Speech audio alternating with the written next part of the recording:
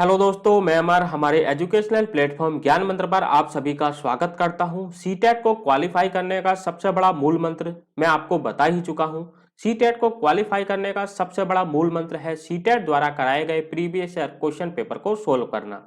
उसी क्रम में बाल विकास और शिक्षा शास्त्र की यह दूसरी वीडियो है। इससे पहले एक वीडियो मैं आपको प्रोवाइड करा चुका हूं। अगर वो वीडियो आपने नहीं देखी है तो देख लीजिए, मोस्ट इंपोर्टेंट वीडियो है। आज इस वीडियो में भी हम वही सेम मेथड अपनाएंगे। हम मेरी जो क्लास होगी मैराथन होगी, जिससे आपको कम समय में अधिक से अधिक तैयारी करने का मौका मिलेगा। तो आइए शुरुआत करते हैं आज की वीडियो का। हम क्वेश्चन नंबर 121 से निम्नलिखित में से कौन सी विशेषता प्रतिभावान शिक्षार्थी की है। पहला, यदि कक्षा की गतिविधि अधिक चुनौतीपूर्ण नहीं होती है तो वह कम प्रेरित अनुभव करता है और ऊब जाता है। दूसरा, वह बहुत ही तुनक मिजाज होता है। तीसरा, वह रस्सी व्यवहार करता है जैसे थपथपाना, डोलना आदि। चौथा, वह आक्रामक और कुंठित हो जाता है। अगर कोई प्रतिभावान विद्यार्थी है, अगर कक्षा की परिस्थिति उसके अकॉर्डिंग नहीं होती है तो वह कम प्रेरित अनुभव करता है और ऊब जाता है। तो इसलिए ऑप्शन नंबर फर्स्ट बिल्कुल सही होगा। Next question, question number 122। एक शिक्षिका अपनी प्राथमिक कक्षा में प्रभावी अधिगम को बढ़ा सकती है। पहला, ड्रिल और अभ्यास के द्वारा। दूसरा, अपने विद्यार्थियों में प्रतियोगिता को प्रोत्साहन देकर। तीसरा, विषय वस्तु को विद्यार्थियों के जीवन के साथ संबंधित करके। यह चौथा है, अधिगम में छोटी छोटी उपलब्धियों के लिए पुरस्कार देकर। छोटी छोटी उपलब्धियों के लिए पुरस्कार दोगे तो निगेटिव होगा। अपने विद्यार्थियों में प्रतियोगिता को प्रोत्साहन देना निगेटिव होता है और ड्रिल और अभ्यास भी ज्यादा इफेक्टिव नहीं होता है। अगर प्रभावी अधिगम बनाना है तो विषय वस्तु को विद्यार्थियों के जीवन से संबंधित करना चाहिए। तो तीसरा ऑप्शन बिल्कुल सही होगा। Next question, question number 123। बच्चों के बारे में निम्नलिखित कथनों में से सही है। पहला, बच्चे जानकारी के निष्क्रिय प्राप्त करता है। दूसरा, बच्चे समस्या समाधान करता है। तीसरा, बच्चे वैज्ञानिक शोध करता है। और चौथा, बच्चे पर्यावरण के सक्रिय अन्वेषक हैं। तो जो बच्चे होते हैं पर्यावरण के सक्रिय अन्वेषक होते हैं, शोधकर्ता भी होते हैं और समाधानकर्ता भी होते हैं, परंतु निष्क्रिय प्राप्तकर्ता नहीं होते हैं। बच्चे जानकारी के सक्रिय प्राप्तकर्ता होते हैं। तो इसमें ए स्टेटमेंट गलत है। तो ए स्टेटमेंट इस ऑप्शन में है, इस ऑप्शन में है, इस ऑप्शन में, ये सारे ऑप्शन गलत हो जाएंगे। बी, सी और डी स्टेटमेंट सही है। तो पहला ऑप्शन यहाँ पे बिल्कुल सही होगा। Next question, question number 124। विद्यार्थियों में संप्रदात्मक विकास को प्रोत्साहन देने के लिए निम्नलिखित में से कौन सी विधि प्रभावी है। पहला, यदि करने के लिए कहकर विद्यार्थियों को गलत विचारों को सही विचारों में बदलना। दूसरा, विद्यार्थियों को बहुत से उदाहरण देना और उन्हें तर्क शक्ति का उपयोग करने के लिए प्रोत्साहित करना। तीसरा, जब तक विद्यार्थियों में वांछित संप्रदात्मक परिवर्तन न हो जाए तब तक दंड का उपयोग करना। या चौथा है, पुराने प्रत्ययों से किसी भी संदर्भ के बिना नए प्रत्ययों को अपने आप साझा करना। तो जो संप्रदात्मक विकास को प्रोत्साहन देने का जो सबसे प्रभावी विधि होती है वो होती है विद्यार्थियों को बहुत सारे उदाहरण देना और उन्हें तर्क शक्ति का उपयोग करने के लिए प्रोत्साहित करना। तो 124 का दूसरा ऑप्शन बिल्कुल सही होगा। Next question, question number 125। प्राथमिक विद्यालय के बच्चे उस वातावरण में सबसे प्रभावी ढंग से सीखते हैं। पहला, जहां शिक्षक एकाधारवादी है और स्पष्ट आदेश देता है कि उसे क्या किया जाना चाहिए। दूसरा, जहां मूल रूप से पढ़ने लिखने और गणित की संज्ञानात्मक कुशलताओं पर ही ध्यान केंद्र होता है और बल दिया जाता है। तीसरा, जहां शिक्षक सारे अधिगमों में आगे होता है और विद्यार्थियों से निष्क्रिय रहने की उपेक्षा करता है। यह चौथा है, जहां उनकी संवेगात्मक आवश्यकताओं की पूर्ति होती है और वो अनुभव करते हैं कि वह महत्वपूर्ण है। तो जो प्राथमिक विद्यालय में सबसे प्रभावी ढंग से जो अधिगम होता है, जहां बच्चों को उनकी संज्ञानात्मक आवश्यकताओं की पूर्ति होती है और वो अनुभव करते हैं कि महत्वपूर्ण है। तो चौथा ऑप्शन यहाँ पे बिल्कुल सही होगा। विद्यार्थियों का निष्क्रिय रहना निगेटिव होता है और एक शिक्षक का एकाधारवादी भी होना निगेटिव होता है। तो यहाँ पे चौथा ऑप्शन बिल्कुल सही होगा। Next question, question number 126। एक बच्चा खिड़की के सामने से एक कौवे को उड़ता हुआ देखता है और कहता है, एक पक्षी। इससे बच्चे के विचार के बारे में क्या पता चलता है। पहला, बच्चे की स्मृतियां पहले से ही भंडारित होती हैं। दूसरा, बच्चे में पक्षी का प्रत्यय विकास हो चुका है। तीसरा, बच्चे ने अपने अनुभव बताने के लिए भाषा के कुछ उपकरणों का विकास कर लिया है। तो यहाँ पे जो तीनों स्टेटमेंट है वो बिल्कुल सही है, तो इसलिए दूसरा ऑप्शन यहाँ पे बिल्कुल सही होगा 126 का। नेक्स्ट क्वेश्चन, क्वेश्चन नंबर 127, कोई शिक्षिका अपने विद्यार्थियों को ऐसा क्या कहे कि उन्हें भीतरी प्रेरणा के साथ कार्य करने के लिए प्रोत्साहित कर सके। पहला, तुम उसके जैसे क्यों नहीं हो सकते, देखो इसने इससे एकदम ठीक कर लिया है। दूसरा, काम जल्दी पूरा करो, तुम्हें एक टॉफी मिलेगी। तीसरा ऑप्शन है, इससे करने की कोशिश करो और तुम सीख जाओगे। मैं सीखना विद्यार्थी की आंतरिक प्रेरणा है, जबकि किसी से पहले कार्य समाप्त कर प्रेरित करने में कार्य करने वाला व्यक्ति बाहरी प्रेरणा के रूप में कार्य करता है। और चौथा है, चलो इसे उसके करने से पहले समाप्त कर लो। तो जो भीतरी प्रेरणा के लिए तीसरा ऑप्शन बिल्कुल सही होगा, इसे करने की कोशिश करो और तुम सीख जाओगे, जिससे जो विद्यार्थी है उसमें आंतरिक प्रेरणा का विकास होगा। तो तीसरा ऑप्शन बिल्कुल सही है। नेक्स्ट क्वेश्चन, क्वेश्चन नंबर 128, कोई शिक्षिका अपने विद्यार्थियों को अध्ययन करने हेतु आंतरिक रूप से उत्प्रेरित करने के लिए कैसे प्रोत्साहित कर सकती है। पहला, प्रतियोगात्मक परीक्षण से। दूसरा, व्यक्तिगत लक्ष्य निर्धारित करने और उसमें निपुणता पाने में मदद देकर। तीसरा, साफ दिखाई दे पड़ने वाले इनाम देकर जैसे टॉफी। और चौथा, उसमें चिंता और डर पैदा करके। चिंता और डर पैदा करना निगेटिव होता है, भौतिक पुरस्कार देना भी निगेटिव होता है और प्रतियोगात्मक परीक्षण भी गलत होगा। तो यहाँ पे दूसरा ऑप्शन बिल्कुल सही होगा। नेक्स्ट क्वेश्चन, क्वेश्चन नंबर 129, किसी प्रारंभिक कक्षा में प्रभावशाली शिक्षक का उद्देश्य विद्यार्थियों को उत्प्रेरित करना होगा। पहला, रटकर याद करने के लिए जिससे वे प्रत्यास्मरण करने में अच्छे बने। दूसरा, दंडात्मक उपायों का प्रयोग करके जिससे वे शिक्षक का सम्मान करें। तीसरा, ऐसे कार्य करने के लिए जिससे कक्षा के अंत में वे अच्छे अंक पा सके। या चौथा, सीखने के लिए जिससे वे जिज्ञासु बने और सीखने के लिए ही सीखना पसंद करें। रटना निगेटिव होता है, दंडात्मक उपाय निगेटिव होता है और केवल अच्छे अंक पाना भी उद्देश्य नहीं होना चाहिए। तो इसका चौथा ऑप्शन बिल्कुल सही होगा। नेक्स्ट क्वेश्चन, क्वेश्चन नंबर 130, निम्नलिखित में से कौन सा उदाहरण प्रभावशाली विद्यालय की प्रथा का है। पहला है, शारीरिक दंड निगेटिव होता है। प्रतियोगिता कक्षा निगेटिव होता है। निरंतर तुल्यात्मक मूल्यांकन भी आपका निगेटिव होता है। तो जो आपका प्रभावशाली विद्यालय की जो प्रथा होती है वो व्यक्ति सापेक्ष अधिगम होती है, यानी जो आपका अधिगम होना चाहिए व्यक्ति के सापेक्ष होना चाहिए, व्यक्ति के अकॉर्डिंग होना चाहिए। तो दूसरा ऑप्शन बिल्कुल सही है। नेक्स्ट क्वेश्चन, क्वेश्चन नंबर 131, विकास का सिर पदाभिमुख दिशा सिद्धांत व्याख्या करता है कि विकास इस प्रकार आगे बढ़ता है। पहला है, भिन्नों से एकीकृत कार्य की ओर। दूसरा, सिर से पैर की ओर। तीसरा, ग्रामीण से शहरी क्षेत्रों की ओर। और चौथा है, सामान्य से विशिष्ट की ओर। जो सिर पदाभिमुख जो सिद्धांत होता है वो होता है सिर से पैर की ओर। तो दूसरा ऑप्शन बिल्कुल सही होगा। पहले बच्चा सिर हिलाना सीखता है, उसके बाद पैर हिलाना। नेक्स्ट क्वेश्चन, क्वेश्चन नंबर 132, भाषा विकास के लिए सबसे संवेदनशील समय निम्नलिखित में से कौन सा होता है।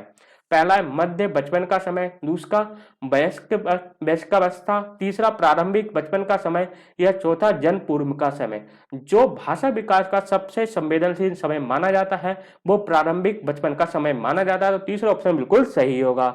नेक्स्ट क्वेश्चन, क्वेश्चन नंबर 133, एक कक्षा 6 वर्ष की लड़की खेलकूद में असाधारण योग्यता का प्रदर्शन करती है। उसके माता पिता दोनों ही खिलाड़ी हैं। उसे नृत्य प्रशिक्षण प्राप्त करने भेजते हैं। सप्ताहांत में उसे प्रशिक्षण देते हैं। बहुत संभव है कि उसकी क्षमताएं निम्नलिखित दोनों के बीच परस्पर प्रतिक्रिया का परिणाम होंगी। पहला, वृद्धि और विकास का। दूसरा, स्वास्थ्य और प्रशिक्षण। तीसरा, अनुशासन और पौष्टिकता। चौथा है आनुवांशिकता और पर्यावरण का। जो लड़की है उसके माता पिता दोनों ही खिलाड़ी हैं, तो उस बच्ची में आनुवांशिकता के गुण भी आएंगे और वो सप्ताह में उसे प्रशिक्षण भी दे रहे हैं, यानी पर्यावरण भी उसे प्रोवाइड करा रहे हैं। तो चौथा ऑप्शन यहाँ पे 133 का बिल्कुल सही होगा। नेक्स्ट क्वेश्चन, क्वेश्चन नंबर 134, निम्नलिखित में से कौन से समाजीकरण के गुण वाहक हो सकते हैं। पहला, विद्यालय और पास पड़ोस। दूसरा, विद्यालय और निकटतम परिवार के सदस्य। तीसरा, परिवार और रिश्तेदार। या चौथा है परिवार और पास पड़ोस। तो 134 का जो हमारा आंसर होगा वो बिल्कुल होगा विद्यालय और पास पड़ोस हमारे गौण वाहक हो सकते हैं। तो यहाँ पे 134 का पहला बिल्कुल सही आंसर होगा। नेक्स्ट क्वेश्चन, क्वेश्चन नंबर 135, लेव वाइगोत्स्की के अनुसार संज्ञानात्मक विकास का मूल कारण क्या है? लेव वाइगोत्स्की जो रूसी मनोवैज्ञानिक थे, उन्होंने माना कि जो बच्चे में विकास होता है उसमें सबसे ज्यादा जो प्रभाव पड़ता है वो सामाजिक और सांस्कृतिक प्रभाव पड़ता है। तो यहाँ पे पहला ऑप्शन बिल्कुल सही होगा, सामाजिक अन्योन्याय क्रिया। नेक्स्ट क्वेश्चन, क्वेश्चन नंबर 136, किसी बच्चे को दिया गया विशिष्ट उत्तर कोलबर्ग के नैतिक तर्क के सोपानों की विषय वस्तु के किस सोपान के अंतर्गत आएगा? मतलब जो यदि आप ईमानदार हैं तो आपके माता पिता आप पर गर्व करेंगे, इसलिए आपको ईमानदार रहना चाहिए। तो इसमें कौन सी किस सोपान के अंतर्गत आएगा? सामाजिक संकुचन अनुकूलन, दूसरा अच्छा लड़की अनुकूलन, तीसरा कानून और व्यवस्था अनुकूलन, तीसरा है दंडा और आज्ञाकारी अनुकूलन। तो जो ये लॉरेंस कोलबर्ग के अच्छा लड़का और अच्छी लड़की अनुकूलन के अंतर्गत आएगा। तो यहाँ पे 136 का दूसरा ऑप्शन बिल्कुल सही होगा। Next question, question number 137, Jean पियाजे के अनुसार अधिगम के लिए निम्नलिखित में से क्या आवश्यक है? पहला, वयस्कों के व्यवहार का अवलोकन, दूसरा ईश्वरीय न्याय पर विश्वास, तीसरा शिक्षकों और माता पिता द्वारा पुनर्बलम, यह चौथा है शिक्षार्थी के द्वारा पर्यावरण की सक्रिय खोजबीन। जो जीन पियाजे वो मानते हैं बच्चे सक्रिय खोजबीन करता होते हैं, अन्वेषक होते हैं। तो यहाँ पे 137 का चौथा ऑप्शन बिल्कुल सही होगा। Next question, question number 138, Jean पियाजे के अनुसार प्रारूप स्कीमा वर्तमान योजना के अनुरूप बनाने हेतु नवीन जानकारी में संशोधन और नवीन जानकारी के आधार पर पुरानी योजनाओं में संशोधन के परिणाम के रूप में घटित होता है। इन दो प्रक्रियाओं को जाना जाता है। मतलब जो आपका बच्चे का जो स्कीमा होता है वो निर्माण में वर्तमान योजनाओं के अनुरूप नवीन जानकारी यानी जो वर्तमान आपका स्कीमा है उसमें नवीन जानकारी का संशोधन तथा नवीन जानकारी के आधार पर पुराना जो स्कीमा उसमें संशोधन के रूप में जो घटित होता है वो कौन सा होता है? तो यहाँ पे जो देखो वर्तमान योजनाओं के अनुरूप नवीन जानकारी में संशोधन समावेशन कहलाता है और नवीन जानकारी के आधार पर पुरानी योजनाओं में संशोधन करना समावेशन कहलाता है। तो यहाँ पे 138 का तीसरा ऑप्शन बिल्कुल सही होगा। नेक्स्ट क्वेश्चन, क्वेश्चन नंबर 139, किसी प्रगतिशील कक्षा की व्यवस्था में शिक्षक ऐसे वातावरण को उपलब्ध कराकर अधिगम को सुगम बना सकता है जो पहला नियामक है, दूसरा समावेशन को हतोत्साहित करता है, तीसरा आवृत्ति को बढ़ाता है, चौथा है खोज को प्रोत्साहन करता है। नियामक है गलत होगा, समावेश को हतोत्साहित करना निगेटिव होता है और जो सुगम बना सकता है वो खोज को प्रोत्साहन देकर बना सकता है। तो चौथा ऑप्शन बिल्कुल सही है। Next question, question number 140, Harvard gardener का बहुबुद्धि सिद्धांत सुझाता है कि बुद्धि को केवल आईक्यू परीक्षा से ही निर्धारित किया जा सकता है। दूसरा, शिक्षक को चाहिए कि विषय वस्तु को वैकल्पिक विधियों से पढ़ाने के लिए बहुबुद्धियों को एक रूपरेखा की तरह ग्रहण करें। तीसरा, क्षमता भाग्य है और एक अवधि के भीतर ही नहीं बदलती। तीसरा, हर बच्चे को प्रत्येक विषय 8 विभिन्न तरीकों से पढ़ाया जाना चाहिए ताकि सभी बुद्धियों का विकास हो सके। देखो आपकी क्षमता भाग्य नहीं है, क्षमता को बदला जा सकता है।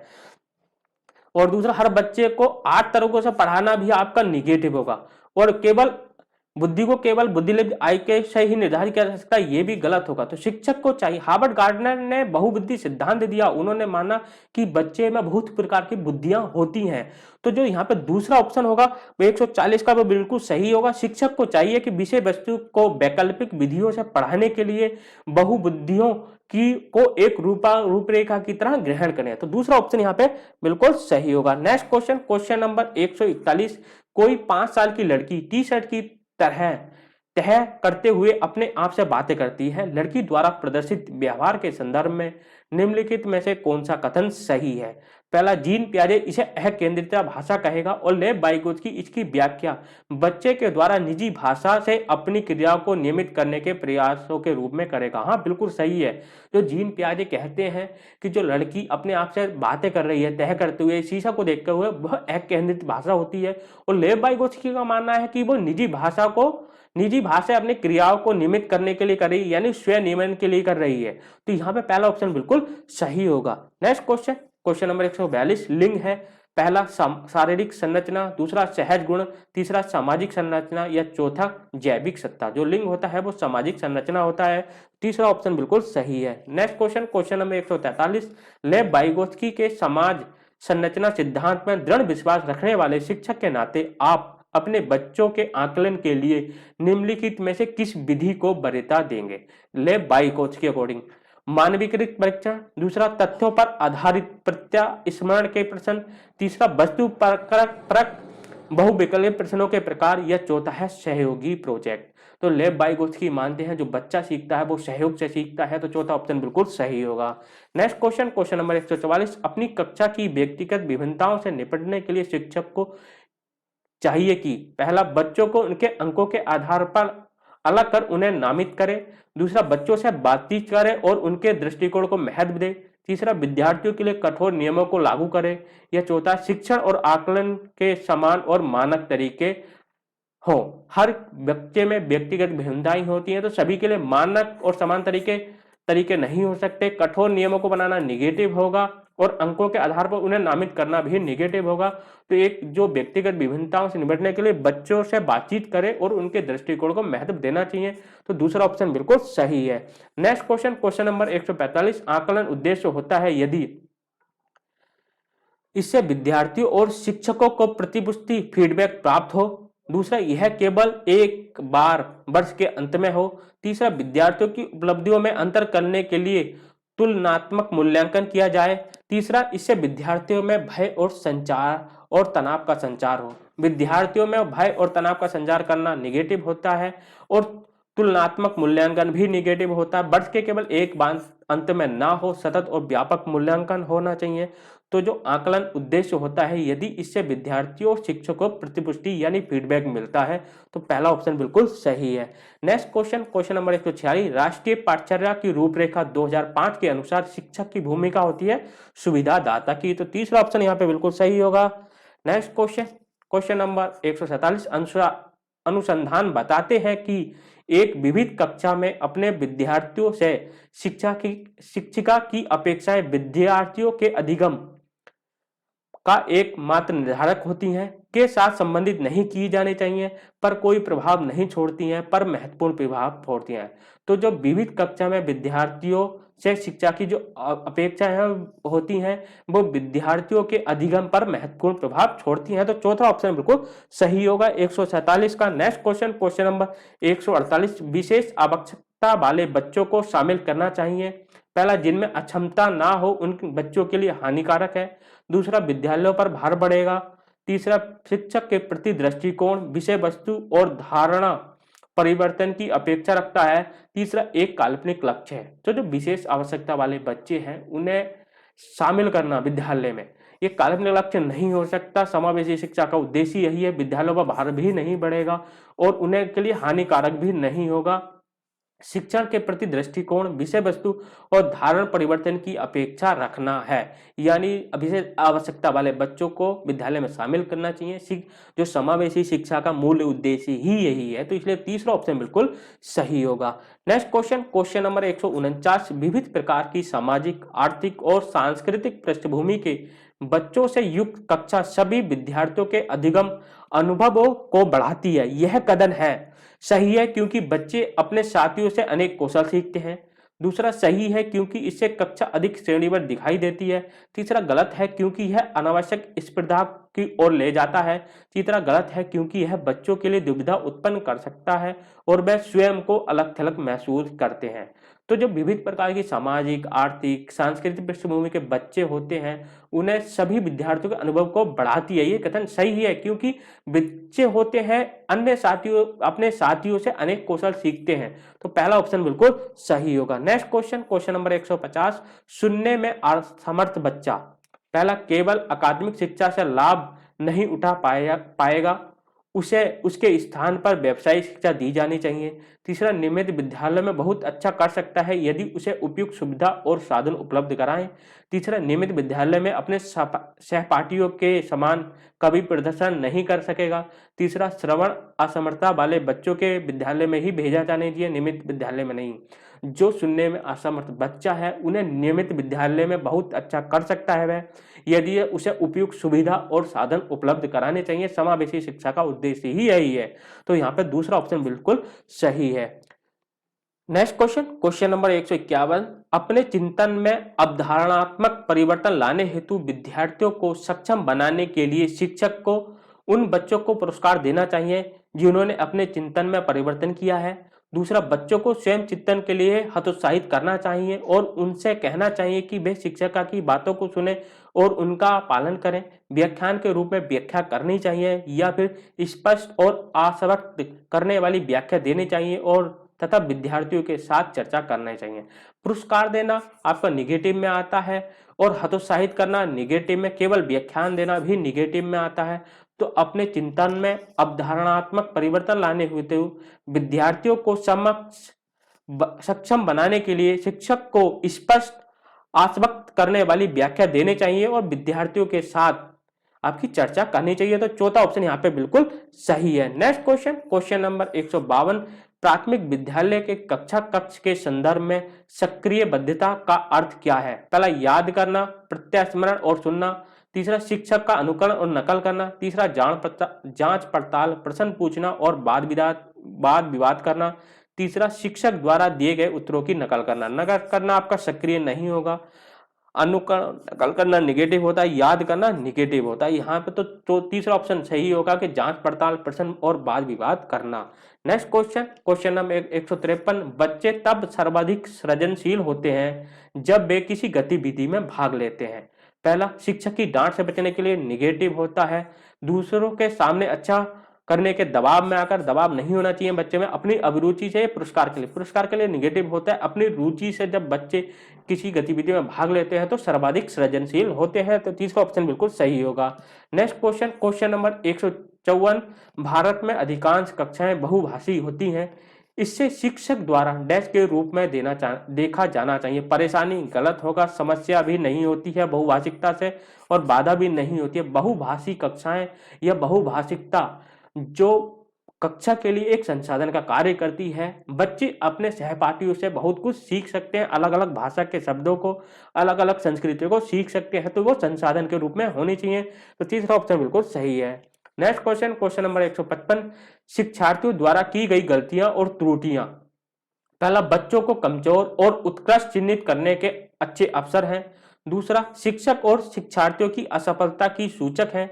तीसरा, उनके चिंतन को समझने के अवसर के रूप में देनी चाहिए। या चौथा, कठोरता से निपटाई जानी चाहिए। जो गलतियां और त्रुटियां होती हैं, कठोरता से निपटाना निगेटिव हो, असफलता का सूचक नहीं हो सकती, क्योंकि गलतियां आपके बच्चे के अधिगम का पाठ होती हैं और कमजोर उत्कृष्ट में चिन्हित करना आपका निगेटिव होता है। तो जो गलतियां और त्रुटियां हुई हैं उनके चिंतन को समझने के अवसर के रूप में देखी जानी चाहिए। तो तीसरा ऑप्शन बिल्कुल सही है। नेक्स्ट क्वेश्चन, क्वेश्चन नंबर 156, के विचार के अनुसार सक्रिय ज्ञान निर्माता तथा नन्हे वैज्ञानिक हैं जो संसार के बारे में अपने सिद्धांतों की रचना करते हैं। तो पियाजे ने कहा है जो बच्चे होते हैं सक्रिय ज्ञान निर्माता और नन्हे वैज्ञानिक होते हैं। तो चौथा ऑप्शन बिल्कुल सही होगा। नेक्स्ट क्वेश्चन, क्वेश्चन नंबर 157, बाल केंद्रित शिक्षा शास्त्र का अर्थ है।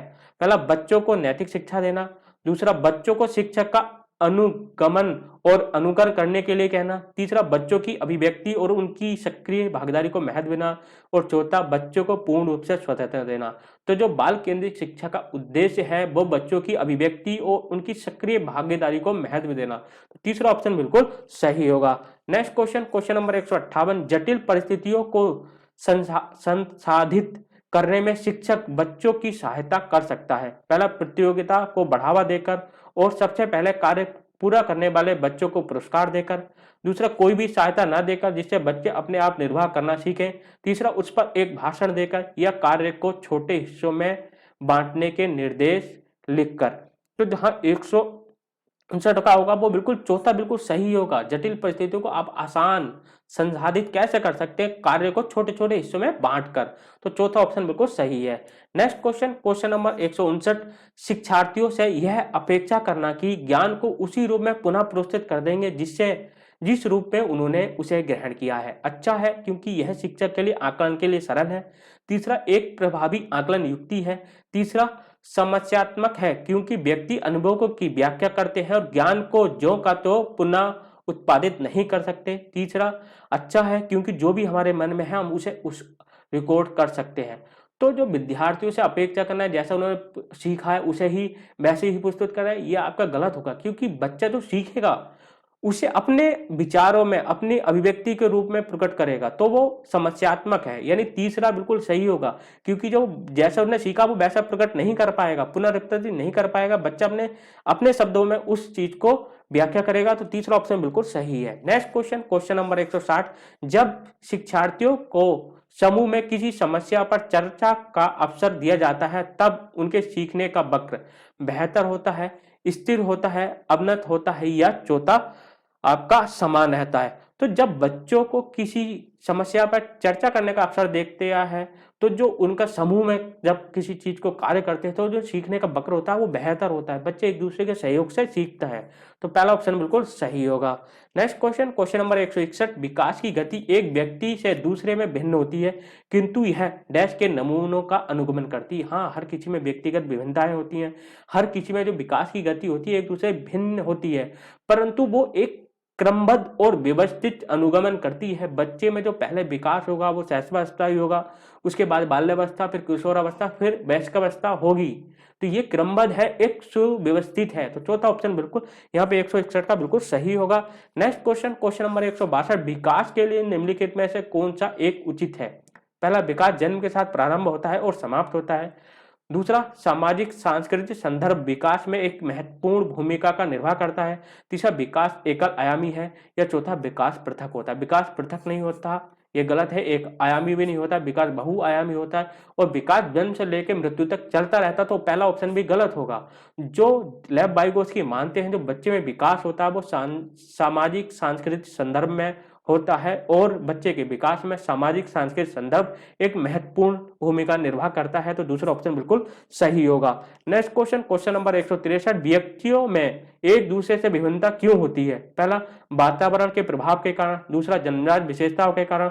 तीसरा, वंशानुक्रम और वातावरण के बीच अन्योन्याय क्रिया के कारण। या चौथा है, प्रत्येक बच्चों को उनके माता पिता से जीनों का भिन्न समुच्चय प्राप्त होने के कारण। जो व्यक्ति में व्यक्तिगत विभिन्नताएं होती हैं वो वंशानुक्रम और वातावरण के बीच अन्योन्याय क्रिया के कारण होती हैं। तो तीसरा ऑप्शन बिल्कुल सही है। नेक्स्ट क्वेश्चन, क्वेश्चन नंबर 164, बच्चे के समाजीकरण में परिवार डैश भूमिका निभाता है? कम महत्वपूर्ण, रोमांचकारी, मुख्य या गौण? तो बच्चे के समाजीकरण में परिवार मुख्य भूमिका निभाता है। तो 164 का तीसरा बिल्कुल सही होगा। नेक्स्ट क्वेश्चन, क्वेश्चन नंबर 165, निम्नलिखित में से कौन सा एक सही मिलान वाला जोड़ा है? मूर्त संक्रामक बच्चा संधारण और वर्गीकरण करने की योग्य होगा। दूसरा, औपचारिक संक्रामक बच्चा अनुकरण का प्रारंभ और कल्पनात्मक खेल। तीसरा, शैशवावस्था तर्क का अनुप्रयोग और अनुमान लगाने में सक्षम होगा। यह चौथा है, पूर्व संक्रामक बच्चा होगा, वो उसमें निग्नात्मक विचार होंगे। जो निग्नात्मक विचार होते हैं वो अमूर्त संक्रामक अवस्था में होते हैं। तो ये आपका गलत होगा। 165 का, शैशवावस्था में तर्क नहीं लगाया जा सकता, ये भी गलत होगा। और औपचारिक संक्रामक अवस्था जो केवल अनुकरण तो शैशवावस्था में ही सीख जाता है, तो ये गलत होगा। तो यहाँ पे पहला ऑप्शन बिल्कुल सही है, मूर्त संक्रामक में जो बच्चा होता है वो संधारण और वर्गीकरण करने योग्य हो जाता है। नेक्स्ट क्वेश्चन, क्वेश्चन नंबर 166, एक बच्ची कहती है धूप में कपड़े जल्दी सूख जाते हैं, वह डैश की समझ को प्रदर्शित करती है। पहला ऑप्शन है प्रतीकात्मक विचार। दूसरा, केंद्रित चिंतन। तीसरा, कार्यकरण। या चौथा, विपर्यत चिंतन। तो जो बच्ची कहती है कि धूप में कपड़े जल्दी सूख जाते हैं वो कार्यकरण है, बच्चे ने कार्य को होता हुआ देखा है। तो तीसरा ऑप्शन बिल्कुल सही होगा। Next question, question number 167, Jean पियाजे के अनुसार बच्चों का चिंतन वयस्कों से डैश में भिन्न होता है बजाय के। तो जो जीन पियाजे मानते हैं कि जो बच्चों में जो चिंतन होता है बस वयस्कों से प्रकार में भिन्न होता है बजाय मात्रा के। तो यहाँ पे तीसरा ऑप्शन 167 का बिल्कुल सही होगा। नेक्स्ट क्वेश्चन, क्वेश्चन नंबर 168, निम्नलिखित में से कौन सा एक आधारभूत सहायता का उदाहरण है? पहला, अनुबोधन और संकेत देना तथा नाजुक स्थितियों पर प्रश्न पूछना। तीसरा, विद्यार्थियों को प्रेरित करने वाला भाषण देना। तीसरा, प्रश्न पूछने के को बढ़ावा दिए बिना स्पष्टीकरण प्रदान करना। या चौथा, मूर्त और अमूर्त दोनों प्रकार का उपहार देना। उपहार देना हमेशा निगेटिव में आता है, केवल प्रश्न पूछने को बढ़ावा देने के बिना स्पष्टीकरण देना प्रश्न पूछना गलत होता है। विद्यार्थियों को प्रेरित करने वाला भाषण देना भी आपका गलत होगा। तो यहाँ पे जो आधारभूत सहायता का उदाहरण होगा अनुबोधन और संकेत देना तथा नाजुक स्थितियों में प्रश्न पूछना। तो पहला ऑप्शन बिल्कुल सही होगा। नेक्स्ट क्वेश्चन, क्वेश्चन नंबर 169, लेब वाइगोत्स्की के अनुसार बच्चे सीखते हैं। पहला, जब पुनर्बलन प्रदान किया जाता है। दूसरा, परिपक्व होने से। तीसरा, अनुकरण से। चौथा, वयस्कों और समवयस्कों के साथ परस्पर क्रिया से। लेब वाइगोत्स्की का मानना है कि जब बच्चे सीखते हैं वयस्कों और समवयस्कों के साथ परस्पर क्रिया से। तो चौथा ऑप्शन बिल्कुल सही होगा। Next question, question number 170 Kohlberg ने प्रस्तुत किए। पहला, संज्ञानात्मक विकास के चरण। दूसरा, शारीरिक विकास के चरण। तीसरा, संवेगात्मक विकास के चरण। या चौथा, नैतिक विकास के चरण। संज्ञानात्मक विकास के चरण जीन पियाजे ने दिए और कोलबर्ग ने जो कोलबर्ग ने दिए वो नैतिक विकास के चरण दिए। तो चौथा ऑप्शन यहाँ पे बिल्कुल सही होगा। क्वेश्चन नंबर 171, निम्नलिखित में से कौन सी स्थिति बाल केंद्रित कक्षा को प्रदर्शित कर रही है? पहला, एक कक्षा जिसमें शिक्षिका नोट लिखा देती है और विद्यार्थियों से उन्हें याद करने को कहा जाता है। याद करना निगेटिव होता है। एक कक्षा जिसमें पाठ्य पुस्तक एकमात्र संसाधन है जिसका संदर्भ शिक्षिका देती है। तो केवल एकमात्र पाठ्य पुस्तक संसाधन नहीं होता।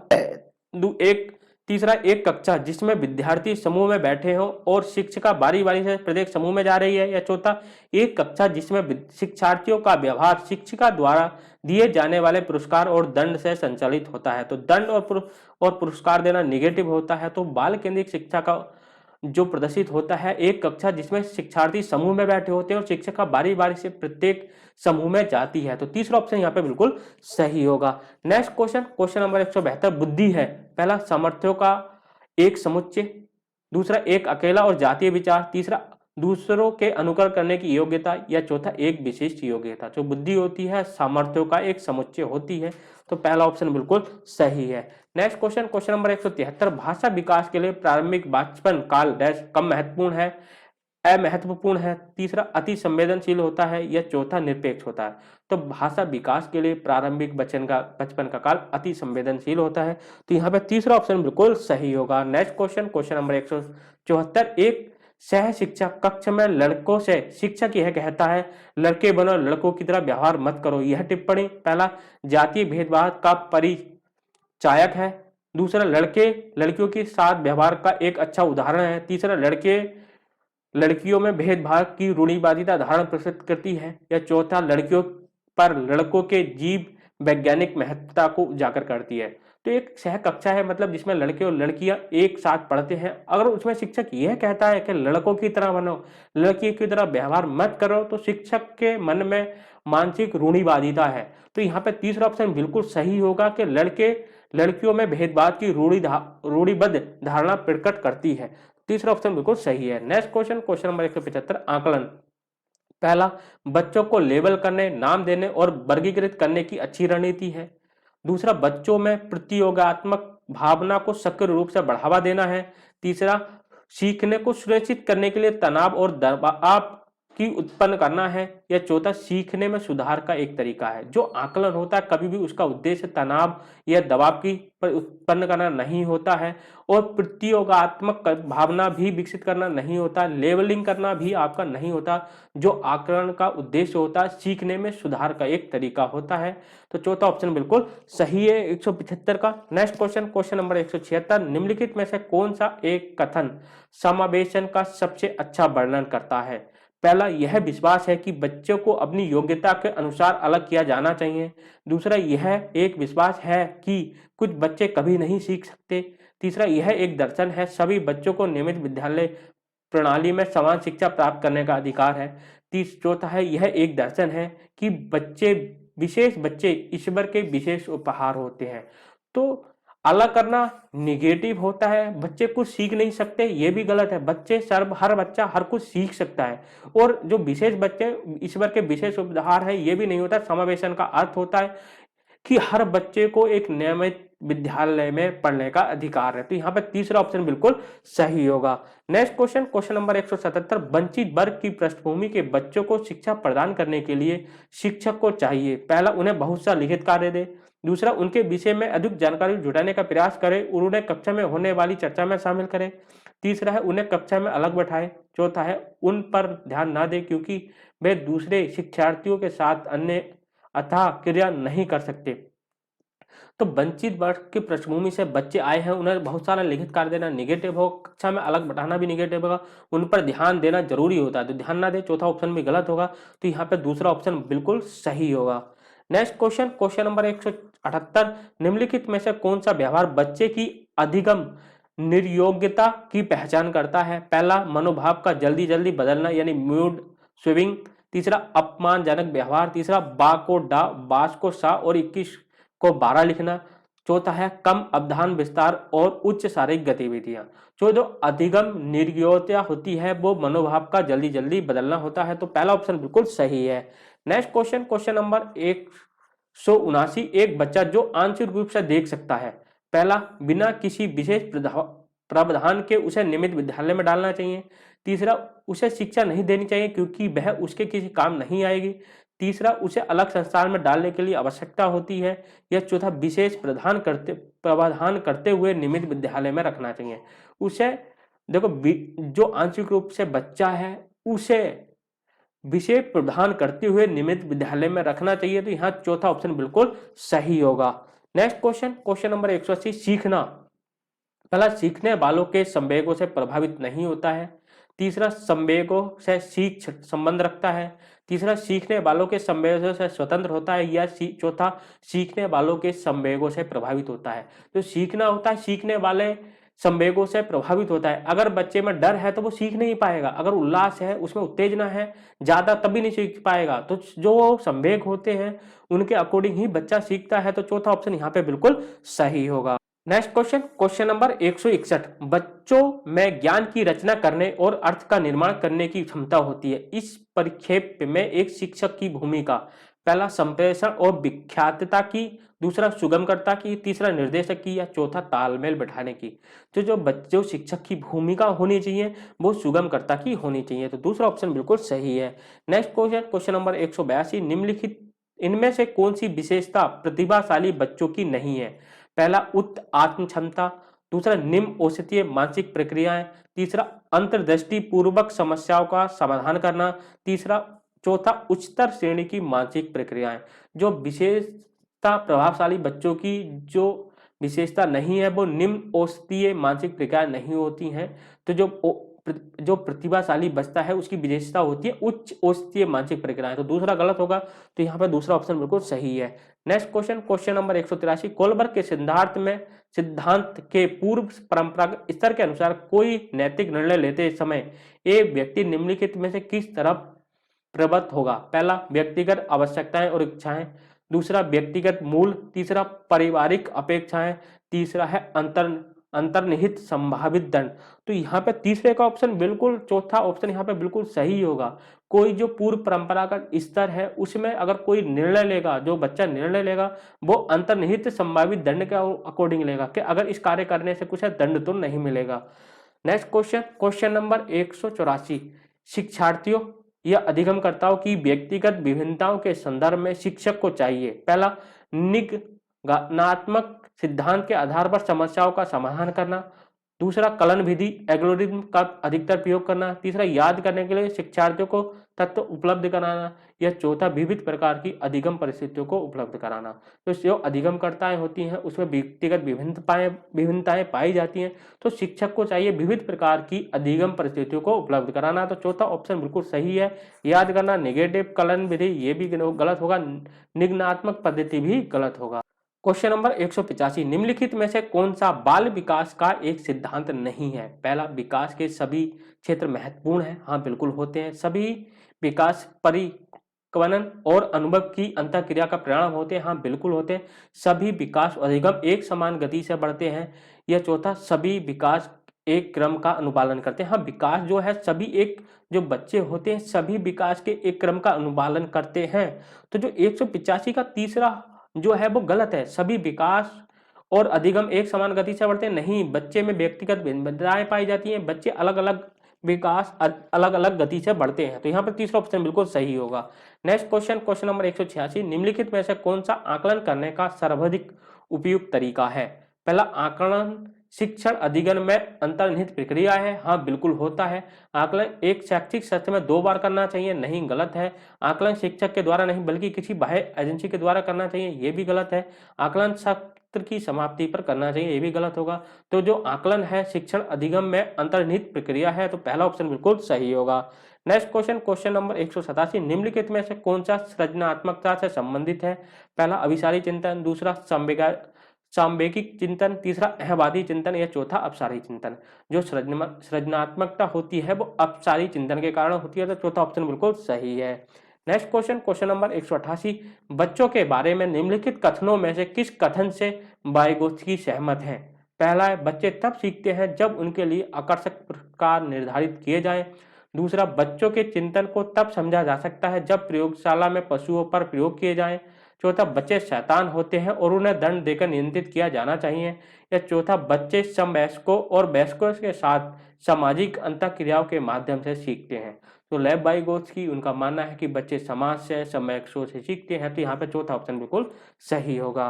नेक्स्ट क्वेश्चन, क्वेश्चन नंबर 189, बच्चे पहला चिंतन में वयस्कों की भांति होते हैं और जो वे बड़े होते हैं उनके चिंतन में गुणात्मक वृद्धि होती है। दूसरा, खाली बर्तन के समान होते हैं जिसमें बड़ों के द्वारा दिया गया ज्ञान भरा होता है। तीसरा, निष्क्रिय जीव होते हैं जो प्रदत्त सूचनाओं का ज्यों की त्यों प्रतिलिपि के रूप में प्रस्तुत करते हैं।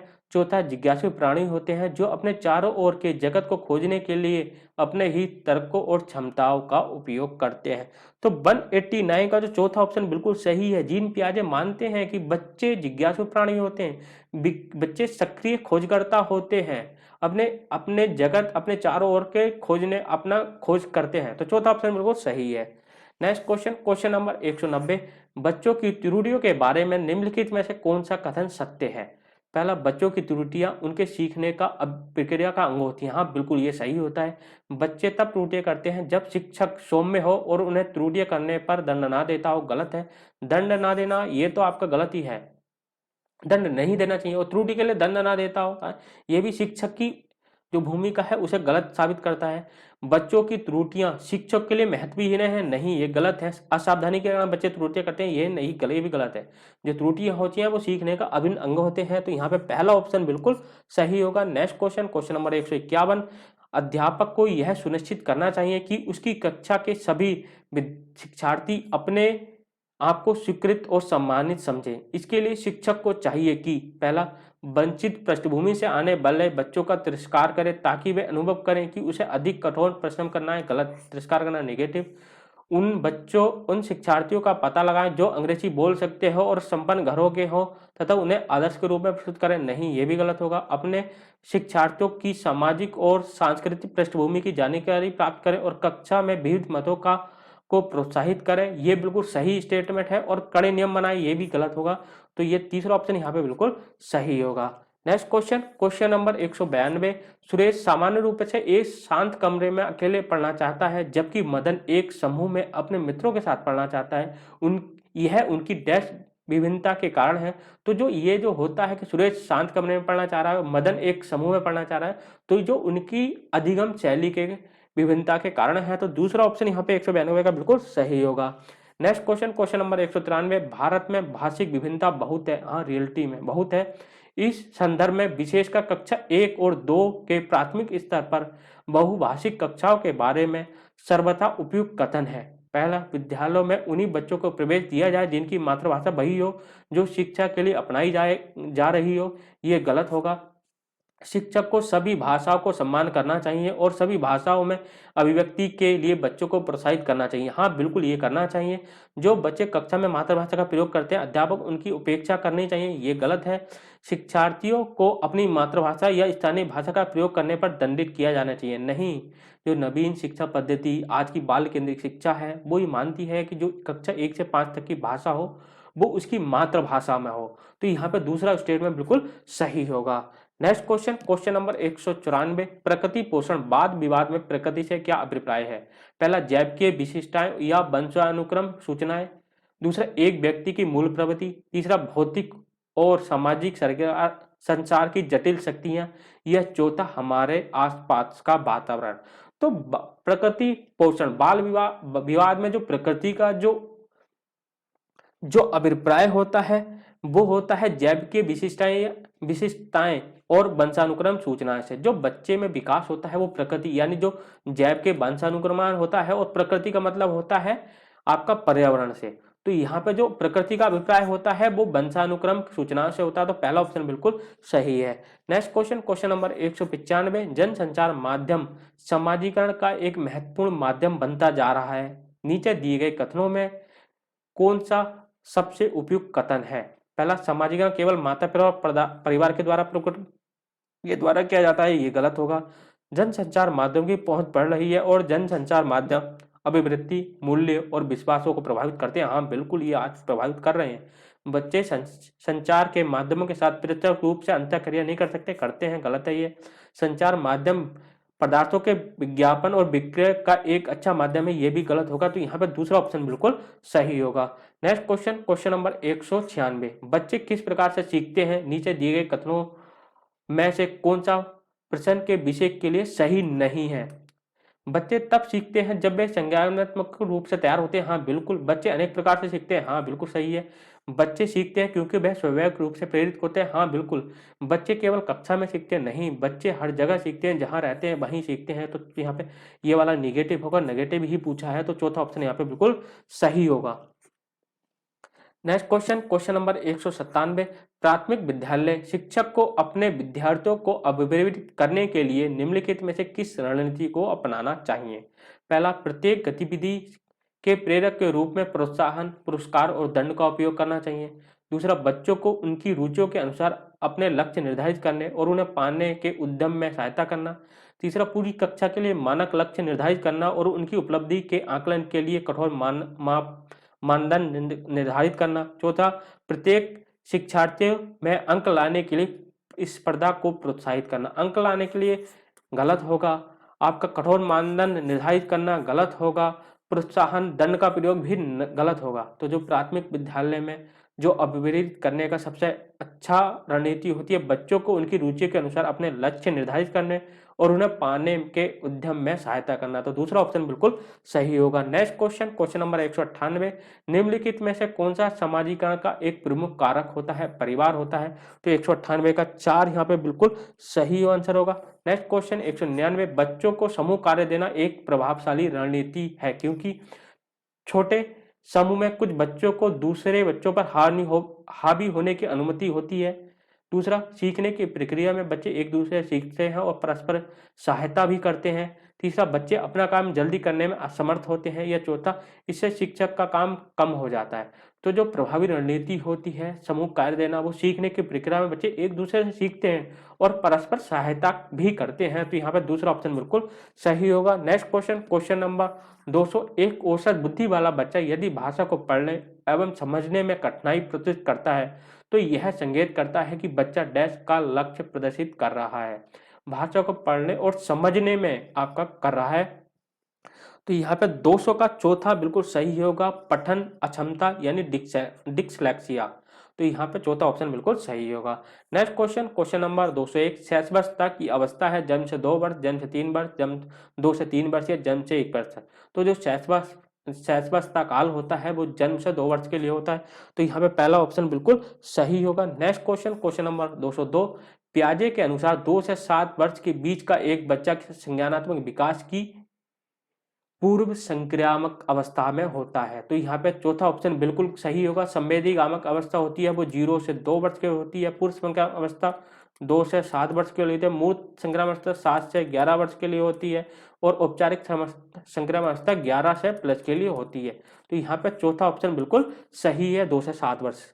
नेक्स्ट क्वेश्चन, क्वेश्चन नंबर 203, विकास डैश से डैश की ओर बढ़ता है। तो विकास होता है वो सामान्य से विशिष्ट की ओर बढ़ता है, यानी बच्चा पहले आसान चीजों को सीखता है, उसके बाद कठिन चीजों को सीखता है। तो 204 का यहाँ पे चौथा ऑप्शन बिल्कुल, 203 का चौथा ऑप्शन बिल्कुल सही होगा। नेक्स्ट क्वेश्चन, क्वेश्चन नंबर 204, जब वयस्क सहयोग से सामंजस्य कर लेते हैं तो वे बच्चों के वर्तमान स्तर के प्रदर्शन को संभावित क्षमता के स्तर के प्रदर्शन की तरफ गति क्रम को सुगम बनाते हैं। इसे कहा जाता है सहयोग देना। लेव वाइगोत्स्की का सिद्धांत है।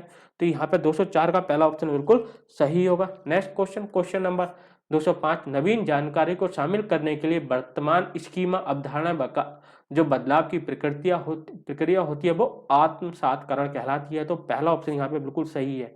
अगर जिसने जीन प्यारे की वीडियो मेरी नहीं देखी है देख लीजिए, मोस्ट इंपोर्टेंट वीडियो है, वो चैनल पर आपको मिल जाएगी। ठीक, आइए चलते हैं नेक्स्ट क्वेश्चन पे। नेक्स्ट क्वेश्चन, क्वेश्चन नंबर 206, मध्य बाल्यावस्था में भाषा डैश के बजाय डैश होती है। तो जो बाल्यावस्था में जो भाषा होती है वो सामाजिकृत के बजाय केंद्रित होती है। तो 206 का पहला ऑप्शन यहाँ पे बिल्कुल सही होगा। नेक्स्ट क्वेश्चन, क्वेश्चन नंबर 207, बाल केंद्रित शिक्षा में शामिल है। पहला, बच्चों को एक कोने में बैठाना। दूसरा, प्रतिबंधित परिवेश में अधिगम। तीसरा, वे गतिविधियां जिसमें खेल शामिल नहीं होते हैं। और चौथा, बच्चों के लिए हस्तपरक गतिविधियां। तो जो बाल केंद्रित शिक्षा होती है उसमें बच्चों के लिए हस्तपरक गतिविधियां शामिल होती हैं। तो 207 का चौथा ऑप्शन बिल्कुल सही है। नेक्स्ट क्वेश्चन, क्वेश्चन नंबर 208, कक्षा अध्यापक ने राघव को अपनी कक्षा में अपने कीबोर्ड पर स्वयं द्वारा की गया मधुर संगीत बजाते हुए देखा। कक्षा कक्ष ने विचार किया राघव में डैश बुद्धि उच्च स्तरीय थी। पहला, शारीरिक गतिबोधक। दूसरा, संगीतमय। तीसरा, भाषिक। या चौथा, स्थानिक। तो राघव क्या कर रहा है, स्वयं द्वारा तैयार किया गया मधुर संगीत बजा रहा है। हार्वर्ड गार्डनर ने बताया जो संगीत में परिपक्व होते हैं, जिनमें संगीतमय बुद्धि अधिक होती है। तो यहाँ पे दूसरा ऑप्शन बिल्कुल सही होगा।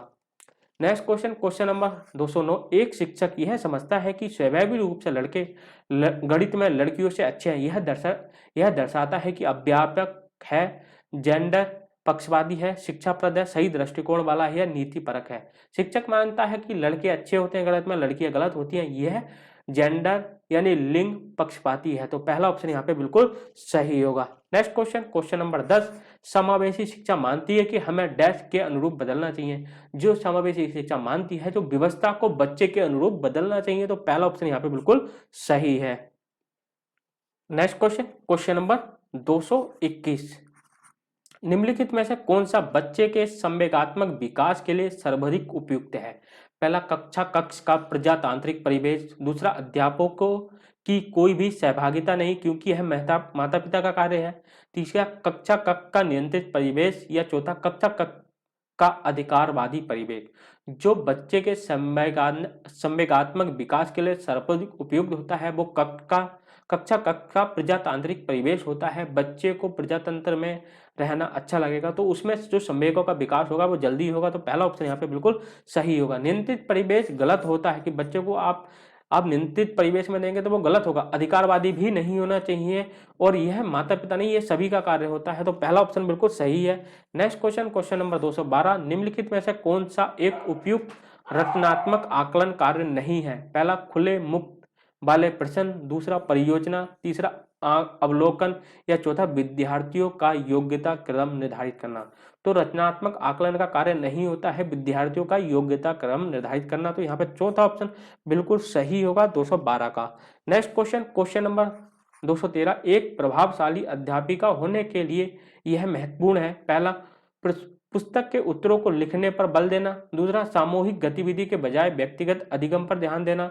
तीसरा, विद्यार्थियों के द्वारा प्रश्न पूछने के कारण उत्पन्न व्यवधान की अनदेखी करना। या चौथा, प्रत्येक बच्चे के संपर्क में रहना। तो जो प्रभावशाली अध्यापिका के लिए महत्वपूर्ण है प्रत्येक बच्चे में के संपर्क में रहना। तो यहाँ पे 213 का चौथा ऑप्शन बिल्कुल सही होगा। नेक्स्ट क्वेश्चन, क्वेश्चन नंबर 214, बच्चे के अधिगम को सुगम बनाने के लिए अध्यापकों को एक अच्छे कक्षाई परिवेश का सृजन करने की आवश्यकता होती है। इस प्रकार के अधिगम परिवेश का सृजन करने के लिए नीचे दिए गए कथनों में से कौन सा कथन सही नहीं है? बच्चे के प्रयासों को स्वीकृति देना, ये तो करना चाहिए। अध्यापकों के अनुसार कार्य करना, बच्चों को स्वीकार करना होना चाहिए। अध्यापक का सकारात्मक रुख होना चाहिए, परंतु अध्यापकों के अनुसार कार्य करना नहीं होना चाहिए। तो नहीं पूछा है, ये वाला दूसरा ऑप्शन यहाँ पर सही होगा। जो सारा कार्य होना चाहिए वो बच्चों के अकॉर्डिंग होना चाहिए। नेक्स्ट क्वेश्चन, क्वेश्चन नंबर 215, लड़कों और लड़कियों के विषय में कुछ कथन नीचे दिए गए हैं। आपके अनुसार इनमें से कौन सा कथन सही है? पहला, लड़कों को घर के बाहर के कार्यों में सहायता करनी चाहिए। दूसरा, लड़कों को घर के कार्यों में सहायता करनी चाहिए। तीसरा, सभी लड़कों को विज्ञान और लड़कियों के लिए गृह विज्ञान पढ़ाया जाना चाहिए। और चौथा, लड़कियों को घर के कार्य में सहायता करनी चाहिए। लड़कियां तो घर के कार्य करती ही हैं, तो उन्हें सहायता करना ये आपका गलत होगा। लड़कों को विज्ञान और लड़कियों के लिए गृह विज्ञान, ये आपका रूढ़िवादिता होगा। लड़कों के घर के बाहर में कार्यों में सहायता करनी चाहिए, ये तो लड़के करते ही हैं, तो ये गलत होगा। तो लड़कों को घर के कार्यों में भी सहायता करनी चाहिए, लड़कों को भी घर का खाना बनाने में हेल्प करनी चाहिए। तो ये वाला कथन बिल्कुल सही होगा। तो दूसरा ऑप्शन यहाँ पर 215 का दूसरा ऑप्शन बिल्कुल सही होगा। नेक्स्ट क्वेश्चन, क्वेश्चन नंबर 216, एक बच्चों को कॉपी में लिखने में विपरीत छवियों, दर्पण छवि आदि जैसी गलतियां मिलती हैं। इस प्रकार का बच्चा लक्ष्य जो लक्षण प्रदर्शित कर रहा है, पहला अधिगम में असुविधा के, दूसरा अधिगम में असक्ता के, तीसरा अधिगम में कठिनाई के, और चौथा अधिगम में समस्या के। तो जो बच्चा ऐसा कर रहा है अपनी कॉपी में लिखने में, वो अधिगम में असक्ता के कारण कर रहा है। तो दूसरा ऑप्शन बिल्कुल सही है। नेक्स्ट क्वेश्चन, क्वेश्चन नंबर 217, विद्यार्थियों के ज्ञान अर्जन में सहायता करने के क्रम में अध्यापक को किस प्रकार ध्यान केंद्रित करना चाहिए? पहला, सुनिश्चित करना चाहिए कि शिक्षार्थी सब कुछ याद करें, गलत होगा, याद करना नेगेटिव। शिक्षार्थियों के द्वारा प्राप्त किए गए आंकड़ों ग्रेडों पर नहीं, ये गलत है। विद्यार्थियों को सक्रिय सहभागिता के लिए शामिल करना चाहिए, बिल्कुल करना चाहिए। शिक्षार्थी के द्वारा अधिगम की अवधारणा में कुशलता प्राप्त करना है, नहीं, ये उद्देश्य नहीं होता। तो 217 का यहाँ पे तीसरा ऑप्शन बिल्कुल सही होगा। नेक्स्ट क्वेश्चन, क्वेश्चन नंबर 218, अध्यापक के दृष्टिकोण से प्रभावशालिता किसका संयोजन है? पहला, उच्च योग्यता, उच्च सृजनात्मकता, उच्च वचनबद्धता। तीसरा, उच्च प्रेरणा, उच्च वचनबद्धता, उच्च क्षमता। तीसरा, उच्च योग्यता, उच्च क्षमता, उच्च वचनबद्धता। या चौथा, उच्च क्षमता, उच्च सृजनात्मकता, उच्च स्मरण शक्ति। तो जो अध्यापक के दृष्टिकोण से प्रतिभाशालिता संयोजन होना चाहिए उच्च योग्यता, उच्च सृजनात्मकता और उच्च वचनबद्धता का। तो यहाँ पे पहला ऑप्शन बिल्कुल सही है। Next question, question number 219, NCF 2005 के अनुसार गलतियां इस कारण महत्वपूर्ण होती हैं कि होती हैं यह विद्यार्थियों को उत्तीर्ण और एवं अनुत्तीर्ण समूह में वर्गीकृत करने के लिए एक महत्वपूर्ण उपकरण है। दूसरा, यह अध्यापकों को बच्चों को डांटने के लिए एक तरीका उपलब्ध कराती हैं। तीसरा, यह बच्चों के विचार को अंतर्दृष्टि उपलब्ध कराती हैं तथा समाधानों को पहचानने में सहायता करती हैं। या चौथा, यह कक्षा से कुछ बच्चों को हटाने के लिए आधा स्थान उपलब्ध करानी है। बच्चों को हटाना नेगेटिव होता है, बच्चे ही तो सर्वश्रेष्ठ हैं, डांटना नहीं चाहिए। और अनुत्तीर्ण और उत्तीर्ण में वर्गीकृत करना भी गलत होता है। तो जो एनसीएफ 2005 के अनुसार जो गलतियां होती हैं, ये बच्चे के विचार को अंतर्दृष्टि उपलब्ध कराती हैं तथा समाधानों को पहचानने में सहायता करती है। तो तीसरा ऑप्शन बिल्कुल सही है। Next question, question number 220, out of the box चिंतन किससे संबंधित होता है? पहला, अनुकूलन चिंतन। दूसरा, स्मृति आधारित चिंतन। तीसरा, अपसारी चिंतन। या चौथा, अभिसारी चिंतन। जो आउट ऑफ द बॉक्स जो चिंतन होता है वो अपसारी चिंतन से होता है, यानी आपको केवल बॉक्स के अंदर रहते नहीं सोचना है, आपको अनंत संसार में सोचना है। तो चौथे यहाँ पे तीसरा ऑप्शन बिल्कुल सही होगा। क्वेश्चन नंबर 221, शिक्षण में अध्यापकों के द्वारा विद्यार्थियों का आकलन इस अंतर्दृष्टि को विकसित करने के लिए किया जा सकता है। पहला, उन विद्यार्थियों की पहचान करना जिन्हें उच्चतर कक्षा में प्रोन्नत करना है। दूसरा, उन विद्यार्थियों को प्रोन्नत ना करना जो विद्यार्थियों के स्तर के अनुकूल नहीं है। तीसरा, शिक्षार्थियों की आवश्यकता के अनुसार शिक्षण उपागमों में परिवर्तन करना। चौथा है कक्षा में प्रभावशाली और कमजोर विद्यार्थियों के समूह बनाना। जो आकलन का उद्देश्य होता है वो होता है शिक्षार्थियों की आवश्यकता के अनुसार शिक्षण अधिगम में परिवर्तन करना। तो तीसरा ऑप्शन यहाँ पे बिल्कुल सही होगा। नेक्स्ट क्वेश्चन, क्वेश्चन नंबर 222, अधिगम अनुभवों को इस प्रकार से आयोजित किया जाना चाहिए जिससे अधिगम को सार्थक बनाया जा सके। नीचे दिए गए अधिगम अनुभवों में से कौन सा बच्चों के लिए सार्थक अधिगम को सुगम नहीं बनाता है? पहला, विषय वस्तु को केवल याद करने के आधार पर पुनरावृत्ति करना। दूसरा, विषय वस्तु पर प्रश्न बनाना। तीसरा, प्रकरण पर परिचर्चा और वाद विवाद। तीसरा, प्रकरण पर प्रस्तुतिकरण करना। तो सुगम कौन सा नहीं करना चाहिए? केवल याद करना नहीं करना चाहिए। तो पहला ऑप्शन यहाँ पे बिल्कुल सही होगा। नेक्स्ट क्वेश्चन, क्वेश्चन नंबर 223, बच्चों को शाब्दिक और गैर शाब्दिक दंड देने का परिणाम क्या होता है? पहला, उन्हें कार्य करने के लिए प्रेरित करना। दूसरा, बच्चों की छवि की सुरक्षा करना। तीसरा, उनके अंकों में सुधार करना। या चौथा, उनके स्वयं के प्रति अवधारणा को नष्ट करना। तो जो शाब्दिक और गैर शाब्दिक दंड देने का परिणाम होता है, बच्चों में उनकी जो स्वयं के प्रति अवधारणा होती है वो नष्ट हो जाती है। तो चौथा ऑप्शन बिल्कुल सही होगा। नेक्स्ट क्वेश्चन, क्वेश्चन नंबर 224, निम्नलिखित में से कौन सा प्रारंभिक बाल्यावस्था अवधि के दौरान उन भूमिकाओं एवं व्यवहारों के बारे में जानकारी प्रदान करते हैं जो एक समूह में स्वीकार्य हैं? पहला, भाई बहन और अध्यापक। दूसरा, अध्यापक और साथी। तीसरा, साथी और माता पिता। या चौथा है माता पिता और भाई बहन। तो जो प्रारंभिक बाल्यावस्था अवधि के दौरान जो भूमिका और व्यवहारों की जानकारी प्रदान करते हैं वो माता पिता और भाई बहन होते हैं। तो चौथा ऑप्शन बिल्कुल सही है। नेक्स्ट क्वेश्चन, क्वेश्चन नंबर 225, विद्यार्थियों को स्वच्छता के लिए प्रेरित करने हेतु उन्हें स्वच्छता समितियों का सदस्य बनाना प्रतिबंधित करता है? प्रेरणा की सामाजिक सांस्कृतिक संकल्पनाएं। दूसरा, प्रेरणा का व्यवहारवादी उपागम। तीसरा, प्रेरणा का मानवतावादी उपागम। या चौथा, प्रेरणा का संज्ञानात्मक उपागम। अगर किसी बच्चे को स्वच्छता के लिए प्रेरित करना है, विद्यार्थियों को स्वच्छता के लिए प्रेरित करना है, तो उन्हें समिति का सदस्य बना दे देना चाहिए। ये प्रतिबंध करता है उन्हें सामाजिक संस्कृति जो संकल्पनाएं हैं उनमें भागीदार बनाना। तो पहला ऑप्शन बिल्कुल सही है। नेक्स्ट क्वेश्चन, क्वेश्चन नंबर 226, निम्नलिखित में से कौन सा आयु समूह परवर्ती बाल्यावस्था की श्रेणी में आता है? पहला, 11 से 18 वर्ष। दूसरा, 11 से 24 वर्ष। तीसरा, जन्म से 6 वर्ष। या चौथा है 6 से 11 वर्ष। तो जो यहाँ पे चौथा ऑप्शन बिल्कुल सही होगा। जो परवर्ती समूह आता है बाल्यावस्था का वो 6 से 11 वर्ष में आता है और पूर्ववर्ती 2 से 6 वर्ष में आता है। Next question, question number 227, Ajay तर्क देता है कि भाषा विकास व्यक्ति की नैसर्गिक प्रवृत्ति से प्रभावित होता है, जबकि सोनाली महसूस करती है यह परिवेश से प्रभावित होता है। अजय और सोनाली के बीच यह चर्चा किस विषय में है? पहला, चुनौतीपूर्ण तथा संवेदनशील भावना। दूसरा, स्थिरता और अस्थिरता पर बहस। तीसरा, सतत और असतत पर अधिगम। या चौथा, प्रकृति और पालन पोषण पर विवाद। ये जो विषय है वो प्रकृति और पालन पोषण पर विवाद पर है, क्योंकि जो अजय देता है वो वंशानुक्रम को दे रहा है और सोनाली पर्यावरण को दे रही है। तो प्रगति और पालन पोषण पर वाद विवाद पर है। तो चौथा ऑप्शन बिल्कुल सही है। नेक्स्ट क्वेश्चन, क्वेश्चन नंबर 228, अध्यापिका ने ध्यान दिया कि पुष्पा अपने आप किसी एक समस्या का समाधान नहीं कर सकती, फिर भी वह एक वयस्क या साथी के मार्गदर्शन की उपस्थिति में ऐसा करती है। इस मार्गदर्शन को कहते हैं, पहला, पार्श्वकरण। दूसरा, पूर्व क्रियात्मक चिंतन। तीसरा, समीपस्थ विकास का क्षेत्र। या चौथा, सहारा देना। तो ये जो इस मार्गदर्शन को सहारा देना कहते हैं, जीन पियाजे ने सहारा देने को महत्वपूर्ण बताया है। तो चौथा ऑप्शन बिल्कुल सही है। तीसरा भी समीपस्थ विकास का क्षेत्र है, ये भी जीन आपका लेव वाइगोत्स्की सही है। सहारा देना लेव वाइगोत्स्की का है, समीपस्थ विकास का क्षेत्र भी लेव वाइगोत्स्की का है। पर समीपस्थ विकास का क्षेत्र होता है वो किसी बच्चे द्वारा स्वयं कार्य करना और सहयोग से कार्य करने का अंतर होता है। तो यहाँ पे खाली आपका सहायता से कार्य कर सकती है। तो चौथा ऑप्शन यहाँ पे बिल्कुल सही होगा।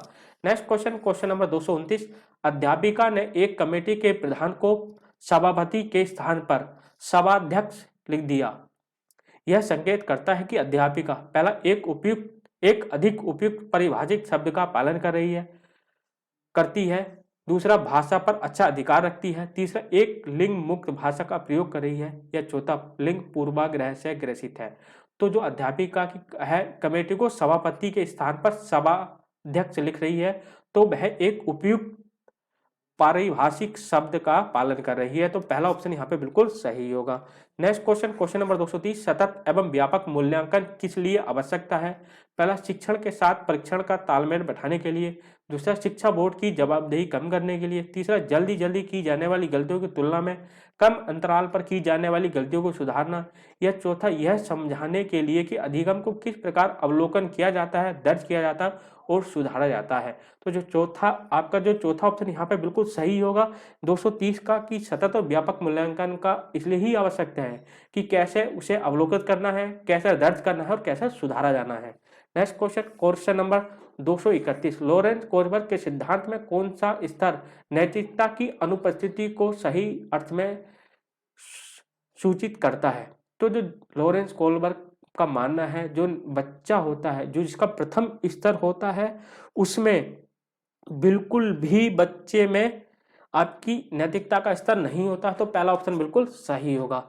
नेक्स्ट क्वेश्चन नंबर 232, निम्नलिखित में से कौन सा बच्चे के समाजीकरण के प्रगतिशील मॉडल के संदर्भ में सही नहीं है? पहला, समूह कार्य में सक्रिय सहभागिता और सामाजिक कौशलों को सीखना। दूसरा, बच्चे विद्यालय में बताई गई बातों को स्वीकार करते हैं चाहे उनकी सामाजिक पृष्ठभूमि कुछ भी हो। तीसरा, कक्षा में प्रजातंत्र के लिए स्थान होना चाहिए। चौथा, सामाजिक नियमों का अधिग्रहण। तो सामाजिकरण कौन सा नहीं होना चाहिए? वो होना चाहिए कि बच्चे विद्यालय में बताई गई बातों को स्वीकार करें और उनकी सामाजिक पृष्ठभूमि कुछ भी हो। ये निगेटिव है, तो दूसरा निगेटिव भी पूछा है, तो दूसरा ऑप्शन बिल्कुल सही है। नेक्स्ट क्वेश्चन नंबर 233, अधिगम के आकलन इसलिए आवश्यक होता है। जो अधिगम में आकलन होता है वो किस लिए आवश्यकता होता है? पहला, ग्रेड और अंकों के लिए। दूसरा, जांच परीक्षण के लिए। तीसरा, प्रेरणा के लिए। या चौथा, पृथक्करण और श्रेणीक्रम के उद्देश्य को प्रोत्साहन देने के लिए। ये श्रेणीकरण पृथक्करण निगेटिव होता है, आपका ग्रेड और अंकों में देना भी निगेटिव होता है, और जांच परीक्षण या प्रेरणा के लिए। जो आकलन होता है वो प्रेरणा के लिए होता है, तो यहाँ पर तीसरा ऑप्शन बिल्कुल सही है। नेक्स्ट क्वेश्चन नंबर 234, प्रचलित योजनाओं में नई जानकारी जोड़ने को किस नाम से जाना जाता है? तो चौथा यहाँ पे चौथा ऑप्शन बिल्कुल सॉरी इसमें तीसरा ऑप्शन बिल्कुल सही होगा। प्रचलित योजनाओं को नई जानकारी जोड़ना आत्मसातकरण कहलाता है। नेक्स्ट क्वेश्चन नंबर 235, हम सभी अपनी बुद्धि, प्रेरणा, अभिरुचि आदि के संदर्भ में भिन्न होते हैं। यह सिद्धांत संबंधित है व्यक्तिगत विविधता से, तो यहाँ पे पहला ऑप्शन बिल्कुल सही होगा। नेक्स्ट क्वेश्चन नंबर 236, वंचित समूह के विद्यार्थियों को सामान्य विद्यार्थियों के साथ पढ़ाना चाहिए, इसका अभिप्राय है समावेशी शिक्षा से, तो पहला ऑप्शन बिल्कुल सही है। नेक्स्ट क्वेश्चन नंबर 237, कोई भी नाराज हो सकता है, यह आसान है, परंतु एक सही व्यक्ति के ऊपर सही मात्रा में, सही समय पर, सही उद्देश्य से तथा सही तरीके से नाराज होना आसान नहीं। यह संबंधित है संवेगात्मक विकास से, तो पहला ऑप्शन बिल्कुल सही है। नेक्स्ट क्वेश्चन नंबर 238, विकृत लिखावट से संबंधित लिखने की योग्यता में कमी किसका उदाहरण है? विकृत लिखावट से संबंधित है तो डिस्ग्राफिया होगा, तो पहला ऑप्शन बिल्कुल सही है। नेक्स्ट क्वेश्चन नंबर 239, पियाजे के सिद्धांत के अनुसार निम्नलिखित में से कौन सा व्यक्ति के संज्ञानात्मक विकास को प्रभावित नहीं करेगा? जो जीन पियाजे का मानना है कि जो सामाजिक अनुभव होता है वो संज्ञानात्मक विकास को प्रभावित नहीं करता है, यही जीन पियाजे की सीमा भी है, मतलब लिमिटेशन भी है, तो इसलिए यहाँ पे दूसरा ऑप्शन बिल्कुल सही होगा। नेक्स्ट क्वेश्चन नंबर 240, इनमें से कौन सा त्रितंत्रीय सिद्धांत में व्यवहारिक बुद्धि का अभिप्राय नहीं है? पहला, पर्यावरण का पुनर्निर्माण करना। दूसरा, केवल अपने विषयों में ही व्यवहारिक रूप से विचार करना। तीसरा, इस प्रकार के पर्यावरण का चयन करना जिसमें आप सफल हो सकते हैं। या चौथा है, पर्यावरण के साथ अनुकूलन करना। तो कौन सा नहीं होता है? केवल अपने विषय में व्यवहारिक रूप से विचार करना नहीं होता है, तो दूसरा ऑप्शन बिल्कुल सही है। Thanks for watching. अगर आपको वीडियो अच्छी लगे और अगर आप ये वीडियो हमारे यूट्यूब चैनल पर देख रहे हैं तो हमारे वीडियो को लाइक करें और हमारे चैनल को सब्सक्राइब करें। अगर ये वीडियो आप हमारे फेसबुक पेज पर देख रहे हैं तो हमारे वीडियो को लाइक करें और हमारे फेसबुक पेज को फॉलो करें। ये वीडियो बहुत मोस्ट इम्पोर्टेंट वीडियो है और इससे पहले वाली वीडियो भी बहुत मोस्ट इम्पोर्टेंट थी, अगर नहीं देखी है तो आप देख लीजिए और इस वीडियो को अधिक से अधिक अपने फ्रेंड्स, अपने दोस्तों में शेयर कीजिए, अपने साथ वालों में शेयर कीजिए, जिससे क्या है आपका अधिक से अधिक प्यार हमें मिलेगा और हम आपको अधिक से अधिक वीडियो प्रोवाइड करा पाएंगे। धन्यवाद।